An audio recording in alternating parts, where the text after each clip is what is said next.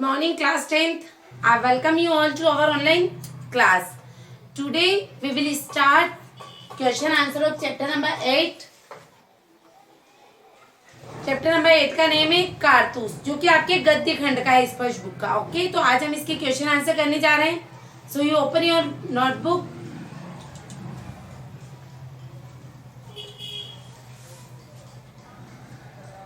देखिए कारतूस चैप्टर के क्वेश्चन आंसर मौखिक प्रश्न. निम्नलिखित प्रश्नों के उत्तर 1-2 पंक्तियों में दीजिए. कर्नल कालिंज का खेमा जंगल में क्यों लगा हुआ था? क्यों लगा हुआ था? तो कर्नल कालिंज का खेमा वजीर अली को पकड़ने के लिए जंगल में डेरा डाले हुए था. क्या कर रहा था? वो वजीर अली को पकड़ने के लिए जंगल में डेरा डाले हुए था. वजीर अली से सिपाही क्यों तंग आ चुके थे? सिपाही वजीर अली से इसलिए तंग आ चुके थे, मतलब इसलिए परेशान हो गए थे क्योंकि हफ्तों से डेरा डालने और छापा मारने के बावजूद वजीर अली उनके हाथ में नहीं आया था. वे जंगल की कष्ट भरी ज़िंदगी से तंग आ चुके थे. कर्नल ने सवार पर नज़र रखने के लिए क्यों कहा? तो कर्नल ने सवार पर नज़र रखने के लिए इसलिए कहा क्योंकि वह सवार वजीर अली का कोई दूत या जानकार या कोई साथी हो सकता था, कि कोई उनका दूत हो सकता था, उनका साथी हो सकता था. सवार ने क्यों कहा कि वजीर अली की गिरफ्तारी बहुत मुश्किल है? सवार स्वयं वजीर अली था. उसने वजीर अली की गिरफ्तारी को बहुत मुश्किल इसलिए कहा क्योंकि वह जाबाज था. वह गिरफ्तारी से बचने के लिए अपनी जान लगा सकता था. अब देखिए लिखित क्वेश्चन. निम्नलिखित प्रश्नों के उत्तर लिखिए. देखिए वजीर अली की वजीर अली के अफसाने सुनकर कर्नल को रॉबिन हुड की याद क्यों आ जाती थी? तो वजीर अली बहुत हिम्मती, दिलेर और बहादुर व्यक्ति था. उसके साहस के कारनामे लोगों की ज़बान पर थे. उसने कंपनी के वकील को उसके घर जाकर मार डाला था.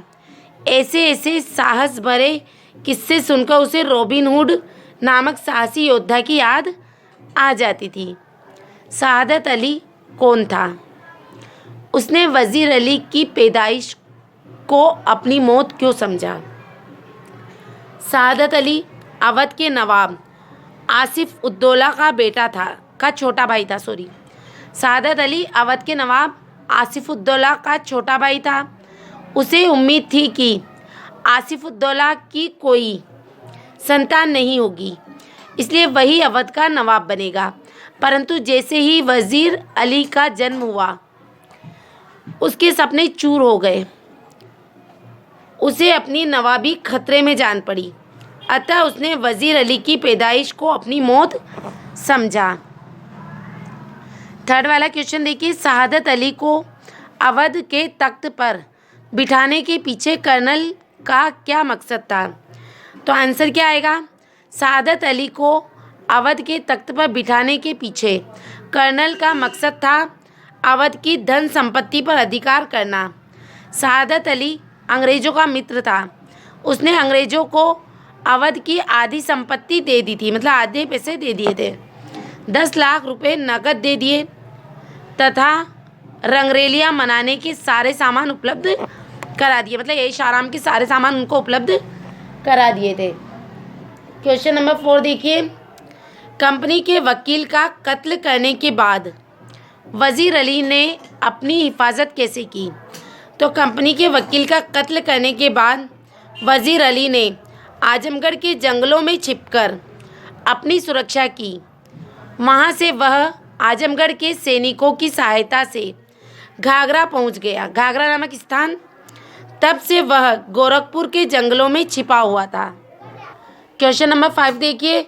सवार के जाने के बाद कर्नल क्यों हक्का बक्का रह गया? सवार स्वयं वजीर अली था. कर्नल कभी यह आशा नहीं कर सकता था कि वजीर अली इतनी हिम्मत करते हुए अपने खेमे में चला आएगा. वजीर अली उसकी नज़रों में बहुत खतरनाक और हिम्मती व्यक्ति था. इसलिए उसके साहस को देखकर और पास पर खड़ी अपनी मौत को देखकर वह हक्का बक्का रह गया। देखिए नेक्स्ट क्वेश्चन, निम्नलिखित प्रश्नों के उत्तर 50 से 60 शब्दों में लिखने हैं। लेफ्टिनेंट को ऐसा क्यों लगा कि कंपनी के खिलाफ सारे हिंदुस्तान में एक लहर दौड़ गई है? क्यों लगा? लेफ्टिनेंट ने कर्नल से जाना कि कंपनी के खिलाफ केवल वजीर अली ही नहीं बल्कि दक्षिण में टीपू सुल्तान और बंगाल के नवाब का भाई शमशुद्दौला भी उनके खिलाफ है। तीनों ने कंपनी के विरुद्ध अफगानिस्तान के बादशाह शाह जमा को आक्रमण करने का निमंत्रण दिया था। इससे उसे आभास हुआ कि कंपनी के खिलाफ सारे हिंदुस्तान में एक लहर दौड़ गई है।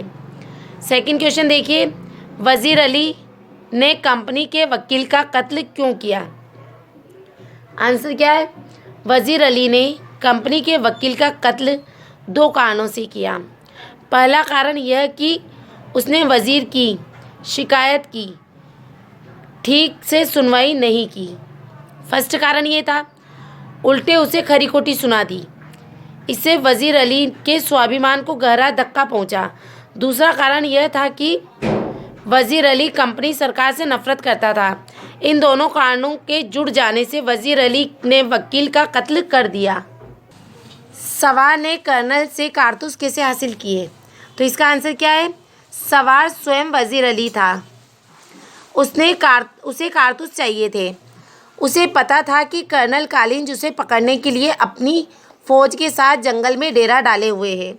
उसके पास कारतूस है, अतः वह बिना डरे कर्नल के डेरे में चला आया। उसने कर्नल के कमरे में एकांत में कर्नल से भेंट की, मतलब मुलाकात की। कर्नल ने सोचा कि यह सवार उसे वजीर अली को पकड़ने के कुछ सहायता देगा, इसलिए उसने सवार के मांगने पर 10 कारतूस उसे दे दिए। नेक्स्ट क्वेश्चन देखिए, वजीर अली एक जाबाज सिपाही था, कैसे? स्पष्ट कीजिए। तो देखिए आंसर क्या है? वजीर अली सचमुच एक जाबाज सिपाही था। वह बहुत हिम्मती और साहसी था। उसे अपना लक्ष्य पाने के लिए जान लगानी आती थी। जब उससे अवध की नवाबी ले ली गई तो उसने अंग्रेज़ों के विरुद्ध संघर्ष करना शुरू कर दिया। उसने गवर्नर जनरल के सामने पेश होने को अपना अपमान माना और पेश होने से साफ मना कर दिया। गुस्से में आकर उसने कंपनी के वकील की हत्या कर डाली। यह हत्या शेर की मांद में जाकर शेर को ललकारने जैसी थी। उसके बाद वह आजमगढ़ और गोरखपुर के जंगलों में भटकता रहा। वहाँ भी निडर होकर अंग्रेज़ों के उस डेरे में घुस गया जो उसे पकड़ने के लिए बनाया गया था। वह कर्नल को ही जान से मारने की धमकी दे आया। इन घटनाओं से पता चलता है कि वह सचमुच जाबाज आदमी था। देखिए निम्नलिखित के आशय स्पष्ट कीजिए। मुट्ठी भर आदमी और ये दमकल, इसका अर्थ क्या है? इसमें वजीर अली की हिम्मत और बहादुरी की प्रशंसा की गई है।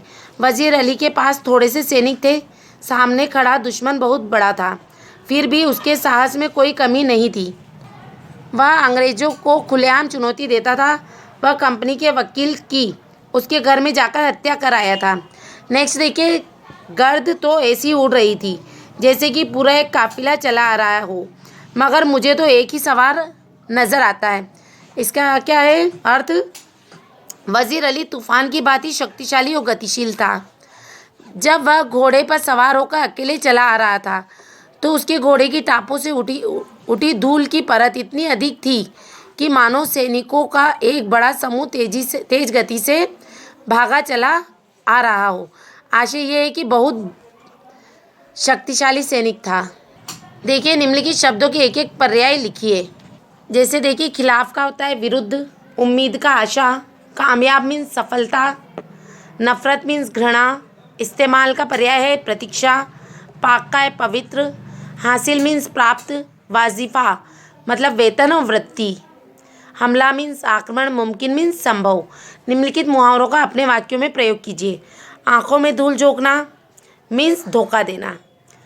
सरकार लाख नियम कानून बना ले, लेकिन कुछ लोग सरकार की आंखों में धूल झोंक कर मनमानी कर ही लेते हैं। कूट कूट कर भरना, इसका वाक्य प्रयोग क्या बनेगा? भगत सिंह के मन में देशभक्ति की भावना कूट कूट कर भरी हुई थी। काम तमाम कर देना, इसका वाक्य प्रयोग क्या है? भगत सिंह और उसके साथियों ने अत्याचारी सैंडर्स का काम तमाम कर डाला, मतलब उसे मार डाला। जान बख्श देना, अंगुलीमाल ने न जाने बुद्ध में क्या देखा कि उसने बुद्ध की जान बख्श दी।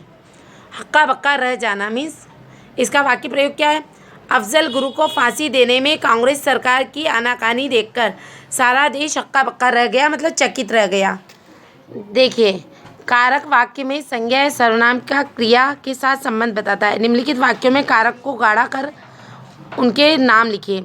जंगल की ज़िंदगी बड़ी खतरनाक होती है, तो इसमें की है, की को अंडरलाइन करना आप अपनी बुक में। और जंगल की ज़िंदगी मतलब ये डार्क की कौन सा कारक है? संबंध कारक। कंपनी के खिलाफ सारे हिंदुस्तान में एक लहर दौड़ गई, तो इसमें कंपनी के खिलाफ के क्या है? संबंध कारक। और सारे हिंदुस्तान में क्या है? अधिकरण कारक।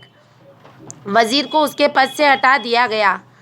वजीर को, यहाँ पे को क्या है? कर्म कारक। उसके है संबंध कारक। और पद से क्या है? अपादान कारक। फौज के लिए कारतूस की आवश्यकता है, तो फौज के लिए कौन सा कारक होता है? संप्रदान। ठीक है। और कारतूस की क्या होता है? कर्म कारक। नेक्स्ट देखिए, सिपाही घोड़े पर सवार थे, तो घोड़े के बाद पर कारक लिखा हुआ है, तो पर कौन सा कारक है? अधिकरण कारक। क्रिया का लिंग और वचन सामान्यतः कर्ता और कर्म के लिंग और वचन के अनुसार निर्धारित होता है। वाक्य में कर्ता और कर्म के लिंग, वचन और पुरुष के अनुसार जब क्रिया के लिंग, वचन आदि में परिवर्तन होता है तो उसे अन्विति कहते हैं। मतलब क्रिया के लिंग, वचन में परिवर्तन तभी होता है जब कर्ता या कर्म प्रसर्ग रहित हो। जैसे देखिए, सवार कारतूस मांग रहा था, यहाँ पे कर्ता के कारण। सवार ने कारतूस मांगे, कर्म के कारण। कर्नल ने वजीर को नहीं पहचाना, यहाँ क्रिया, कर्ता और कर्म किसी के भी कारण प्रभावित नहीं है। अतः कर्ता और कर्म के प्रसर्ग सहित होने पर क्रिया, कर्ता और कर्म में से किसी के भी लिंग और वचन से प्रभावित नहीं होता और वह एक वचन पुल्लिंग में ही प्रयुक्त होता है। नीचे दिए गए वाक्यों में ने लगाकर उन्हें दोबारा लिखिए।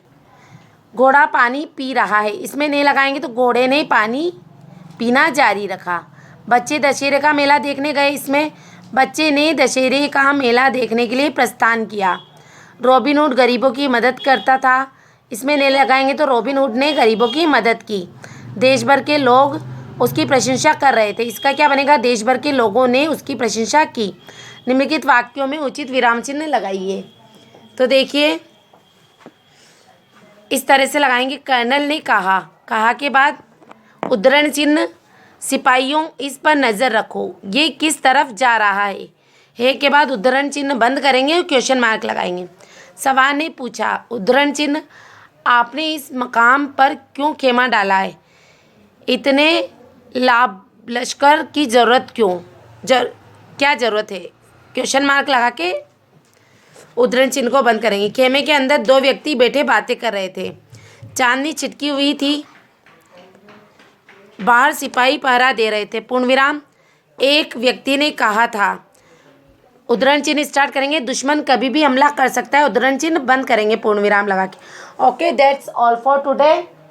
You complete chapter number 8 in your notebook and book. Thank you and have a nice day.